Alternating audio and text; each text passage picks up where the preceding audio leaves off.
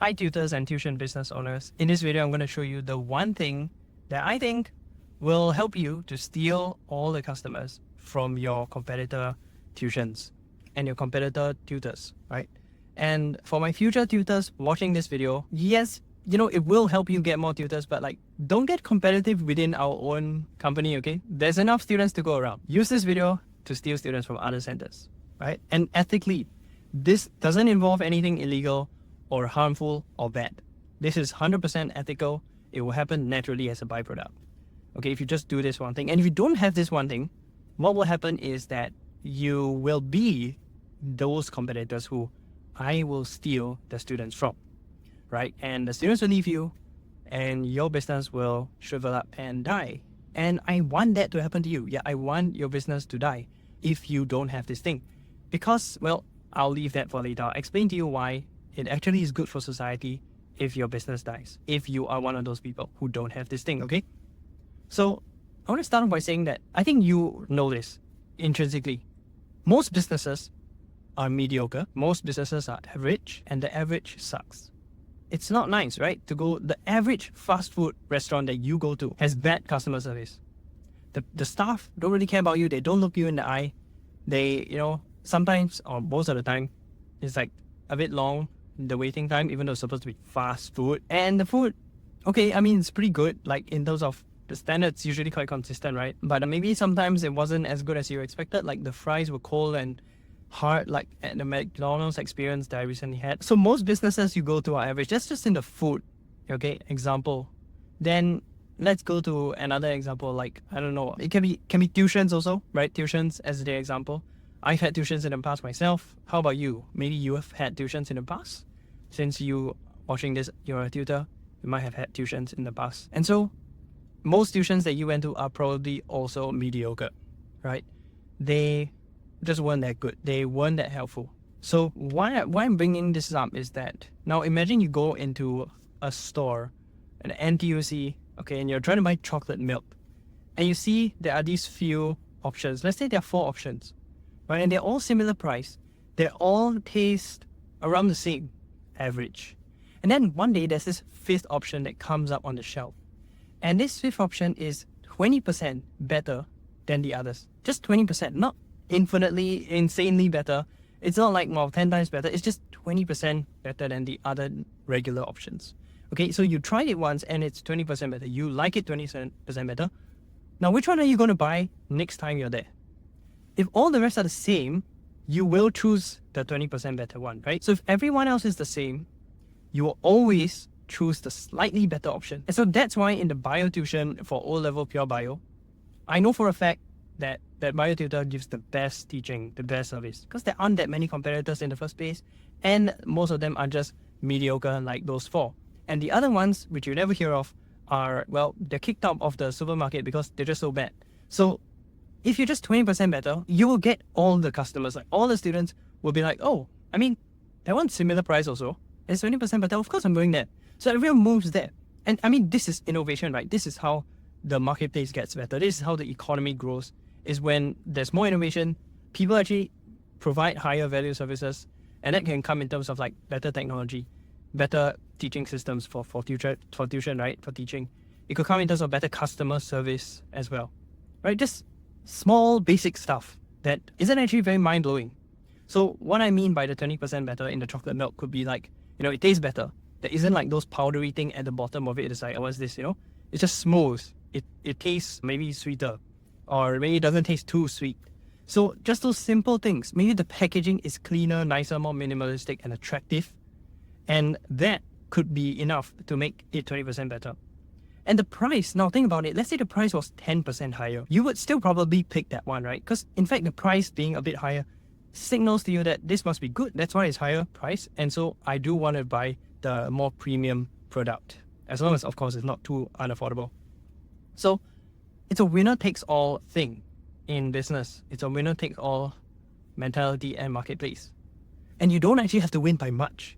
You don't have to be that good, just 20% better. And so that's what I set out to do, to be just 20% better. And actually, it's not that hard. It's just do the basic stuff. Like when a student asks a question, reply them. with good quality detailed explanation and reply within 24 hours. I mean, I feel that sometimes. Understandable at this stage of business where I'm trying to hire other tutors and I'm running everything myself, including the teaching for 3 time slots and planning the lessons and managing the ads and the marketing and filming videos like this. And yeah, trying to still rest on Saturdays and Sundays and hang out with my friends and have a social life, which I did not have for 2 years. And okay, I'm getting too much information. So back to, just being 20% better, right? Just do the basic stuff. If you do the basic stuff, then it's easy to beat everyone else because everyone else is not doing the basics. So that applies to a classroom setting as well. Okay, so I had a very hard time picking the right classrooms to rent because I'm very particular about if I was a student, I sit there, how would I feel? So if I see the walls are not very clean, I won't feel good. I'll feel like, is this place even professional? Are they even good? Because if they don't care about the walls, how much would they care about me? So it signals to people, right? And then every time the students come for the class, I make sure the worksheet is placed at the edge of the table, so it's neat, not just like, haphazardly left, right, and rotated. It's at the edge of the table, it's straight, it's right in front of the seat. And there is a biscuit, it's always a certain Lotus biscuit that I place at the top right hand corner. Oh no, I shouldn't have said Lotus biscuit now. Everyone knows the secret. Yeah, so I place the Lotus biscuit at the top right hand corner, 45 degrees slanted. So it's same for everyone. So when a person comes in, it's neat for them. And when they look left and right, it's neat for other people as well. It just gives this whole neat and organized feel. And the classroom is minimalistic in terms of there's not much clutter and not much mess. The walls are clean. The tables are not dusty. Stupidly simple stuff. But you have no idea how many centers I've gone to. And I've seen all these things violated. Right? It's messy, dirty, there's dust, walls are not clean, etc. So yeah, if you're a tutor right now and that's the state of your classroom, maybe there's something to do there. And you don't even have to do that yourself. You can just like hire someone or an assistant. Maybe you already have an assistant. Just tell them, hey, go there and then do the cleaning. Or hire a cleanup crew. Pay a few hundred, get a cleaning done. Pay a few hundred, get the walls like repainted. So simple, but it says so much. It tells your students that, it tells the parents who come there that this place is legit, it's professional, it's premium. They care about our students, and they care about the students so much that they make sure the place is nice for the students, right? It just speaks so much. So the moral of the story, quality is the one thing you need to have. If you just have quality, and you only need to be 20% better, you don't even have to be perfect. Like, I make so many mistakes as well. I've let students down so many times as well. Even when answering their questions. So recently a student, she told me, hey, by the way, can you give me feedback on my test? Then it's like, oh, I didn't already do that. They're just like, no. Then I went to check. And it's like, oh, that was like weeks ago. And I said, reply you tomorrow. I said that I'll probably reply you tomorrow. And then she reacted thumbs up to the WhatsApp message. And guess what? I did reply. Yeah. So stuff like that happens, right? And today I actually spent over 15 minutes on a video recording my screen and talking about, oh, here's what you can, right? So I kind of made up for that mistake by going above and beyond for just one student, even though I have 55 and a lot of other things to do. So it's fun to make mistakes, but I think it's just the intention of doing right by the customer. Just doing what they paid you for. It's so simple, right? Just doing what they paid you for. And okay, I'm going to get a bit more serious now because I feel quite strongly about this. When a student pays you 360, 400, whatever it is a month, maybe less, and the reason they're paying you is because they have certain expectations, right? That you be there for them, you'll support them, you'll actually teach them the right things, and that means updating your notes and resources and your teaching, even if you're outdated and the student points out that, oh, maybe something's wrong.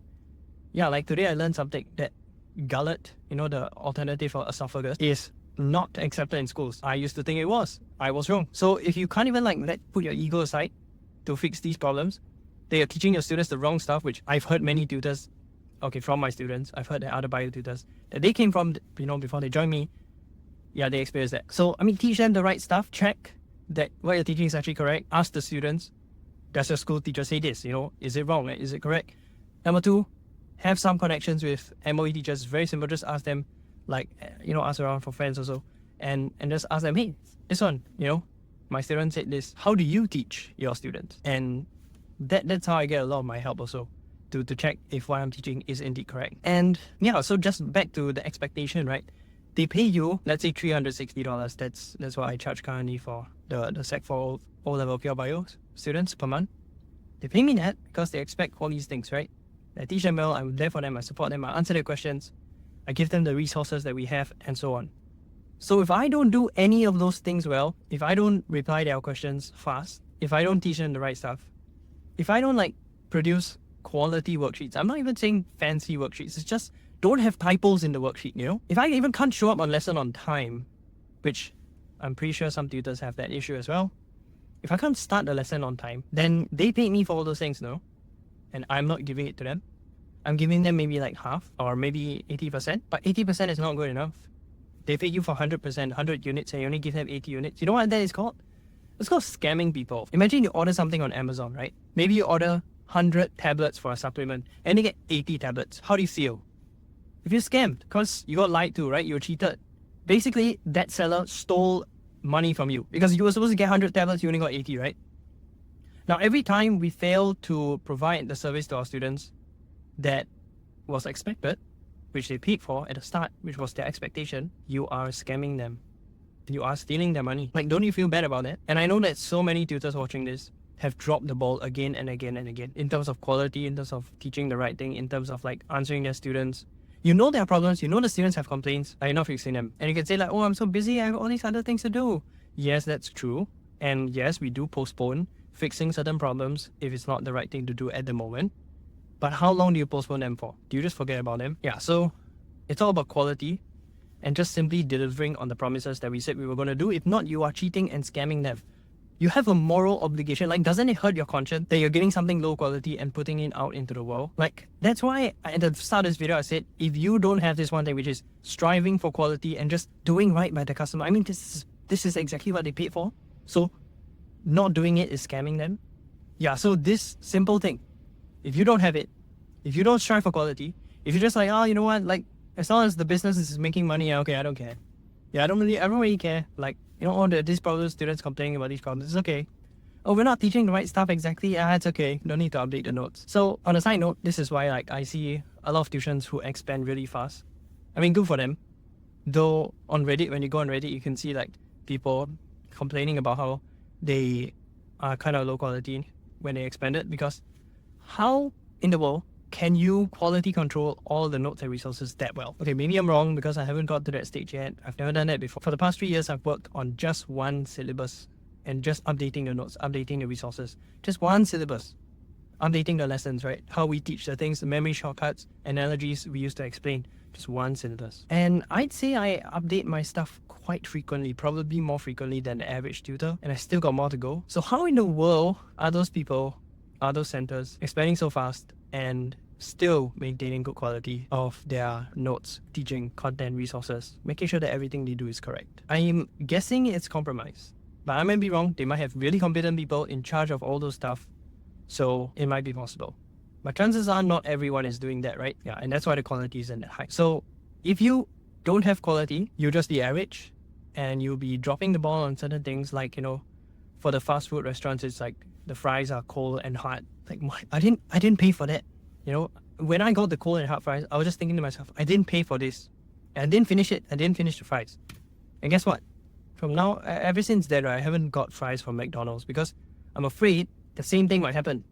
So a student might not go to your tuition anymore because they're afraid the same experience will happen as they got last month, right? So they might drop out, increasing your churn rate, decreasing your lifetime value, and that just hurts your business overall. So why I wish that those tuitions without quality would go out of business, so that you stop hurting students. Because every student who goes to such a tuition, right, is getting hurt. They are wasting their time, wasting their money, and they're not getting what they actually paid for, so they're getting scammed. And it's that, the grades and exams are at stake, right? So imagine if they came for a tuition who actually cares about quality and cares about delivering a good service. Then they'd actually get their money's worth. They'd actually get the good grades that they wanted, and it wouldn't negatively, there's no opportunity cost like when they're in the low quality tuition. So that's why those businesses should die. Yeah, I know it sounds harsh, but maybe the entrepreneur shouldn't be a business person, because whatever business they start, they look like they don't have the character and moral compass to do the right thing, to not scam people. So yeah, if I've made you aware that there are problems in your business and you haven't been striving for quality, you've just been getting by, then I hope this video makes you aware that I trust that most of you watching this have a moral compass. You have a conscience, right? That you don't like to scam people to steal their money. So fix your stuff. Yeah, just fix the problems that you know you have that your students are telling you. And if you don't know what they are, just make a Google form, very simple one. Send to your students, ask them, hey, what's one thing you like about our lessons? What are some things that can be improved, and then see what they say. On a scale of 1 to 10, how likely would you recommend our lessons to your friends? If they don't say 10, then below that you say, what would have made it a 10, right? That's another way of asking them what can we improve. And you get so much stuff, so much feedback. So you have stuff to fix. And if you're not fixing it, if you're not striving for quality, then you know what will happen. Those businesses who do strive for quality will have the winner-take-all phenomenon, and your students will leave for those. So I hope this video was useful, and if you like more of my low quality, low production quality, weird car videos, then please subscribe. And I know there are very few people watching this, but I'm pretty sure that the people that I'm filming this for, which is tutors, who are in similar positions as me, would find such things very helpful. So if that is true, and you do find these things helpful, please tell me below in the comments. I mean, thank you for coming this far in the video anyway. You could go to like so many other nonsense like Netflix and other YouTube videos rather than this, but you're watching this. So yeah, thank you for that. I appreciate it. And go to the comments, tell me if this was helpful, and tell me what would you like me to answer next. What would you like to know next about just being a better tutor and running a tuition business and getting more students, all these kind of topics. Okay, so yeah, tell me in the comments, like this, and hit subscribe. Bye.